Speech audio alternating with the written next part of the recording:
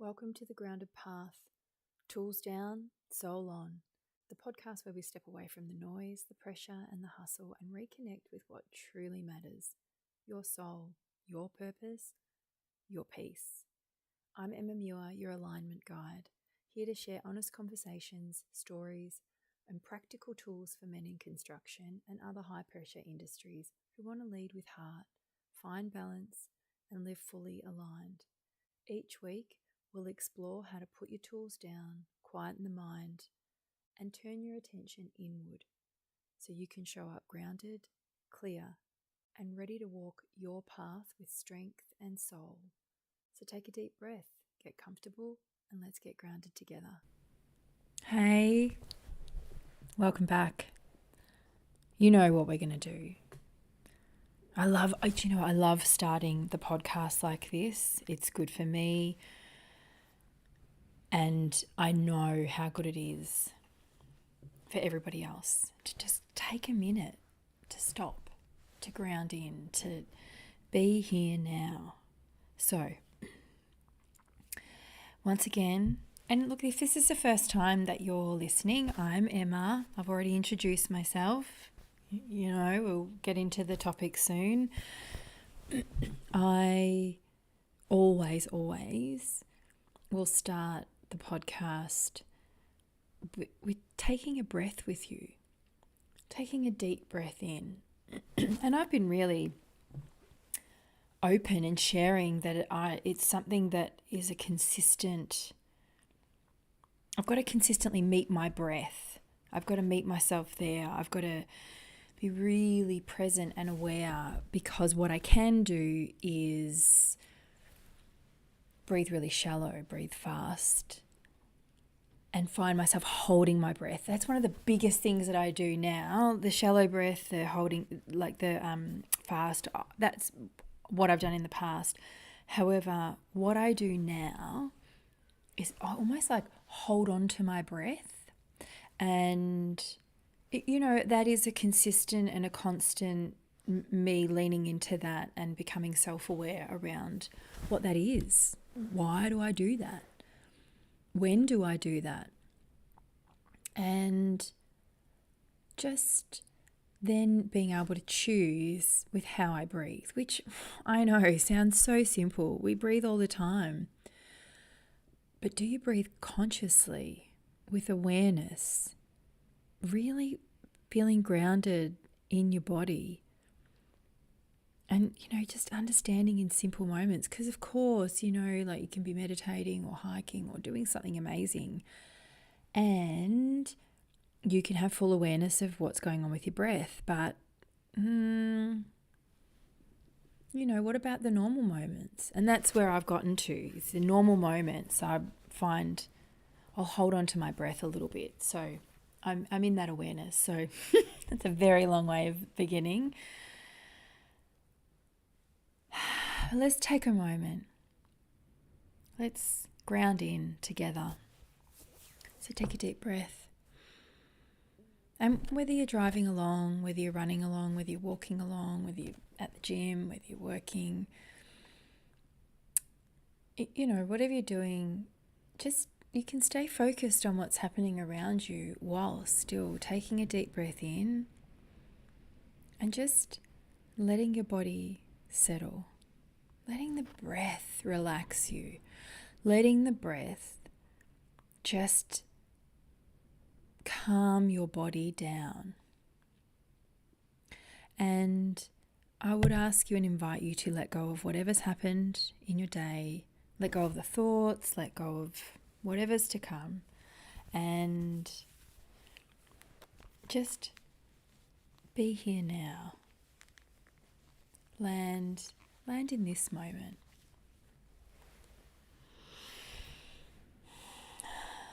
Okay, what's in the toolbox today?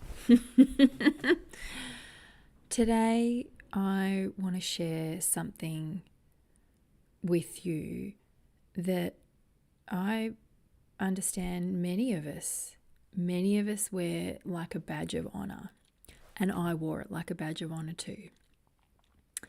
And that's strength. And not the steady kind, but the kind that has been created and shaped through trauma, through high levels of stress and pressure, and through the need to hold it all together. The feeling that you need to hold it all together. And I'm going to share a moment from my own journey today. A moment that really woke me up to this within me and the perception I had, the view I had, the definition that I had of strength, and it changed how I saw everything.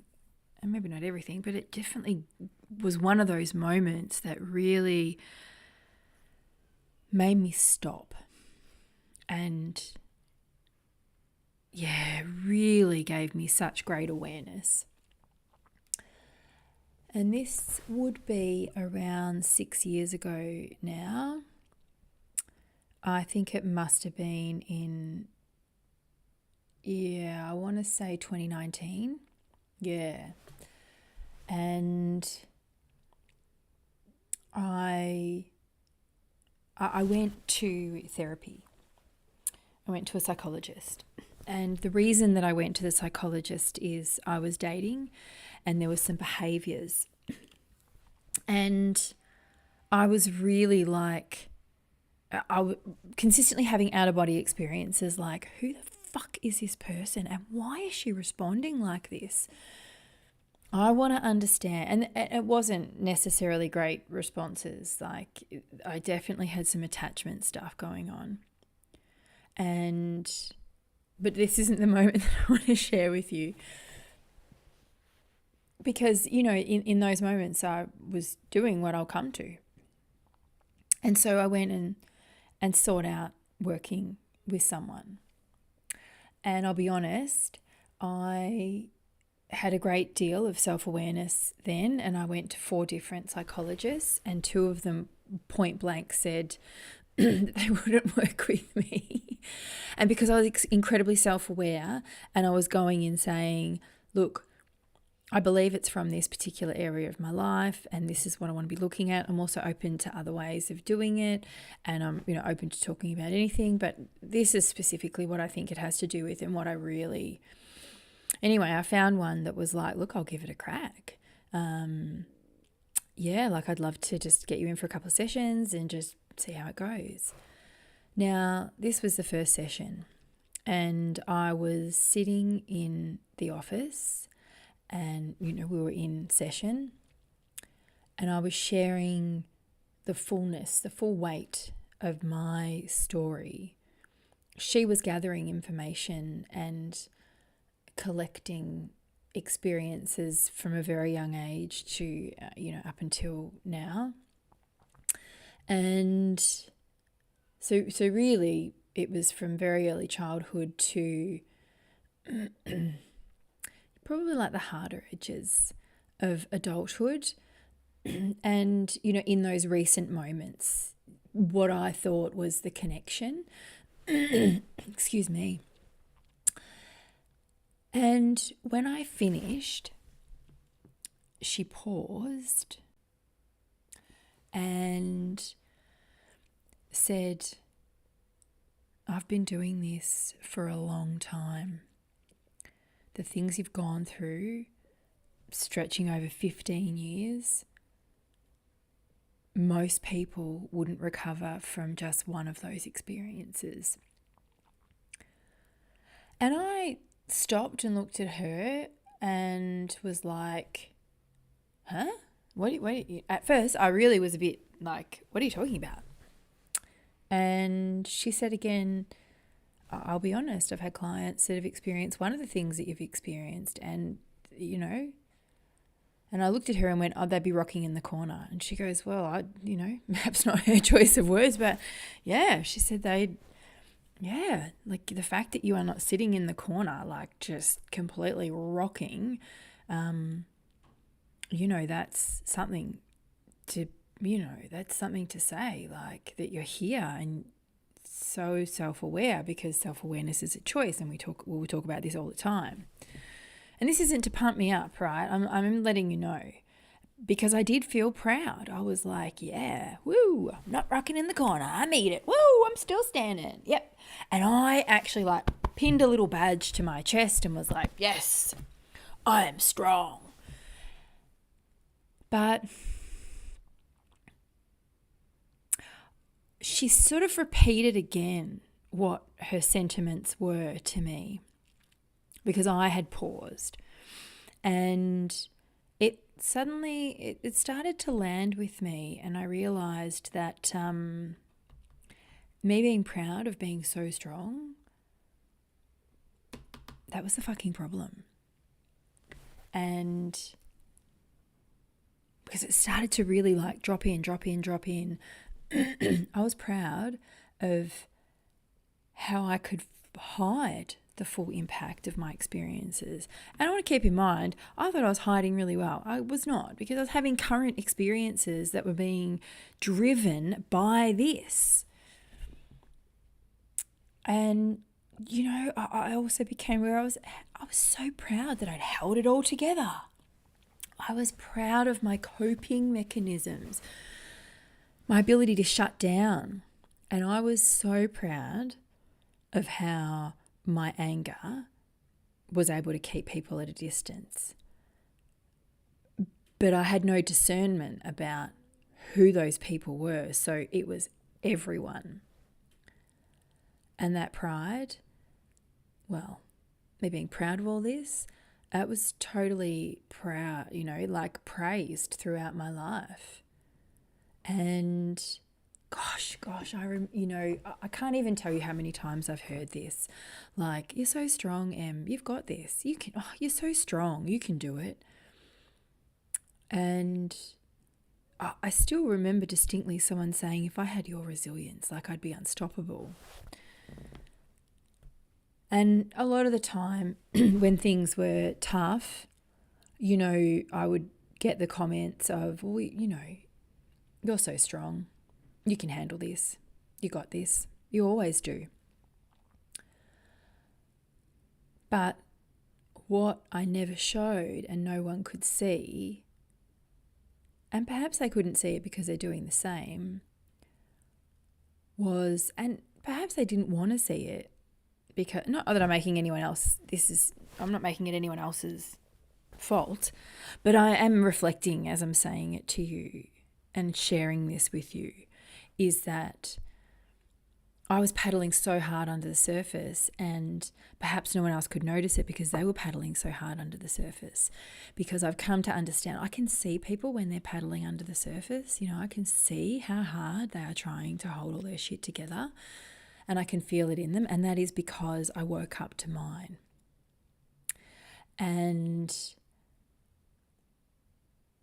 so I was looking all calm, but on the inside I was like, keep on running on the treadmill. So it wasn't strength, was it? And it's not strength, it was protection. I kept people out. I definitely was avoiding being vulnerable and hiding what I really needed, which was connection, softness, and support. Because here's the thing, whilst you're being strong, no one can be really gentle with you. No one can be soft, because it's incredibly hard to receive. And connection is always a little bit disjointed because there's nothing real. You've got a brave face on. And how the fuck was I going to get support? How was I going to be helped? And in that moment and the moments after it, when I saw that really clearly for what it was, there's something in me really shifted and began to shift. Because what I also came to understand is that there is also something really powerful about being able to hold yourself through chaos. And, that's a great skill to have in life. And it's actually a required skill for peace. To be able to sit in chaos around you, not that I'm asking you to invite it, but, to be able to hold yourself, not protect yourself. Because, when it becomes the default, when it's the only way that you know how to be, from that lens of I've got to be strong and I've got to put on a brave face and I'm resilient and I can handle this. And of course, all of those things can be true. However, it's not necessarily strength. When there's some things that are missing out of it, that's survival. And what I learned and came to understand really deeply was what was missing and what's true and what's real in loving strength was vulnerability. Because vulnerability is a fucking superpower. And so we're not seeing it. We don't see it very often online. And I can see it in people now. When I learned that it was a great superpower, and could see where I was not showing up for myself fully by being vulnerable, I began to see it in other people. And it wasn't for me to point the finger. It wasn't any of that stuff. I was being consistently reflected back of what it actually looks like, what this fake strong looks like. And so being able to be vulnerable, to be able to hold yourself in moments of chaos, being able to stay grounded and speak the truth of how I felt, that's actually the strength that had been waiting for me within the whole time. That was true strength, vulnerability.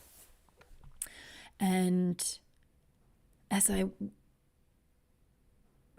more I moved into that, the more I let myself be vulnerable, the more I chose to breathe in chaos and express how I felt, really just authentically share how I felt. Yeah, goodness, I'm a bit terrified too, but also remain really calm. There's things that I could experience in my life, like my daughter and I went to a theme park, just a theme park here in Melbourne. And oh my God. And she wanted to go on this ride. And it's one of these rides where it has these I don't want to say carriage. God, it shows my age saying carriage, but it's this compartment and I can't even think of what it's called, but it spins around on its axis. It's on anyway, oh my God, it goes upside down. So we actually stood in line. My daughter was like, I want to go on that. And I went, okay, cool. I was terrified. But here's the thing. I wasn't just putting on a brave face for her. I was genuinely being like, look, if she wants to go on it, I can't let her on by herself, and I want to fully support her. Anyway, we got on there and I was pretty terrified. And I thought, I will fully admit to this. If she says I'm not okay, I don't want to go on it, I'll be like, oh my God, thank God you said it. This is not for me. Anyway, we actually got up and sat in one of the seats. And as we got in, I got in first, and then I said to her, oh no, you sit on the inside actually. Anyway, she hopped out and then looked at me and go, Mama, I can't do it. And I'm like, oh, and that's when I was like, oh my God, thank you. She's like, why didn't you say anything? And I went through and I said, no, I wanted to support you. And if this is something you really wanted to do. And then as we got down and we moved away from the ride, and you know what? People were like, oh, people clapped us. They went, well done. Because I was like, that is not for us. We are not for that. And people were like, oh my God, that's so brave, like to walk off a ride. And I'm like, oh, I didn't necessarily see it like that. But God, it was funny. It was so funny. And we got down and we were walking around, and anyway, I said to her, oh, I'm so thankful that you said something. But she goes, why didn't you say anything? And I said to her again, I wanted to support you, and I knew I wasn't going to die up there. I may have fainted or passed out from fear, but who knows? Who knows what would have happened? I might have loved it. We'll never know. But I actually said to her, look, I have done rides like this before, and yes, they were a long time ago, but there's nothing in me that looks at it that says, oh yeah, I want to go on that. Because let me tell you, and so yes, fully vulnerable, and I was owning it with her and said, look, it's probably not something that I want to do again. It's probably not anything I'm going to agree to. We might have to find you another adult that is willing to go on those rides if that happens to be what you want to do as you get older. And so that was good for her. She was fine with that. We ended up on a thing called the pirate ship, and I sat at the very top, the very edge with her, because I thought, let's go. And oh my God, I was hilarious. Like, I was literally crying, laughing, just like, and at one stage, I think I said, I'd rather give birth than be on this ride. And as I got off, this couple walked past me, and they're like, I've been on a lot of scary rides, but that is a memory. I'm going to tell this story for a long time. Like, anytime it comes up, I'm going to be telling people this story, just so you know. That was the funniest thing I've ever seen. And you know what? I was so happy, but I was completely vulnerable in that moment with my daughter, that I was like, holy fucking shit, I don't want to do this. And she was laughing about it. She actually didn't mind that ride, and then could concede that she might be able to do that other one, but not with me, obviously, because I was not going to make it. But at this point in my life, that was only a few years ago now, I had learned about vulnerability, and I understood I wasn't any weaker because of it. And I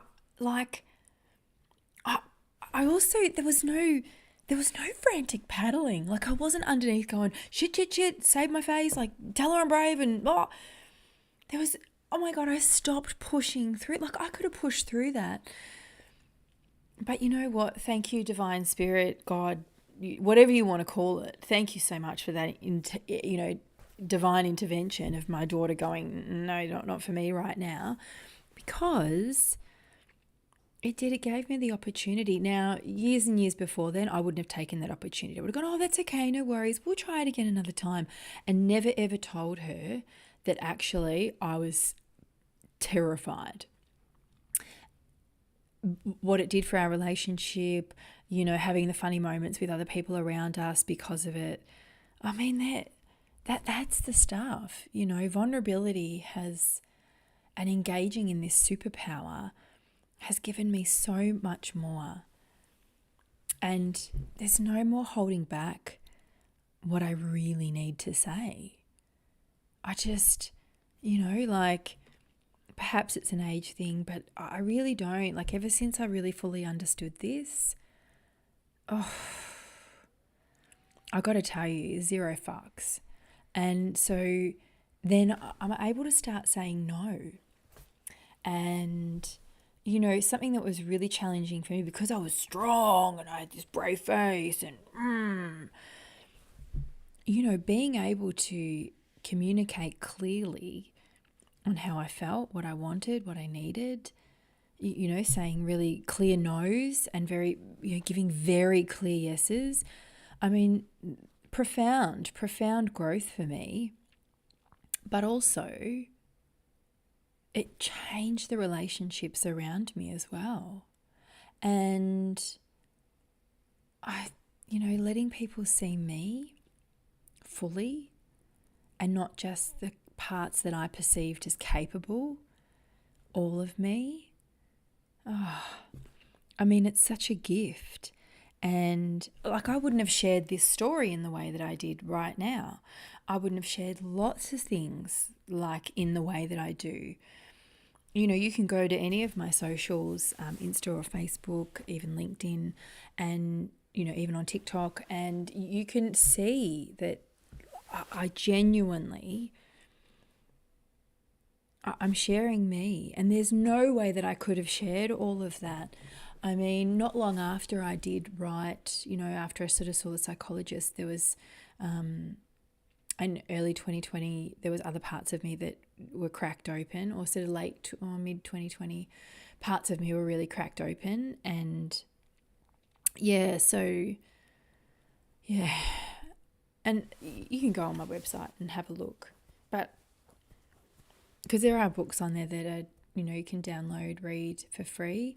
There's also free PDF, and Path to Peace is on there, not free, but I know the value of it. And plenty of stuff. There's lots of content for you to go and, you know, soak in and share.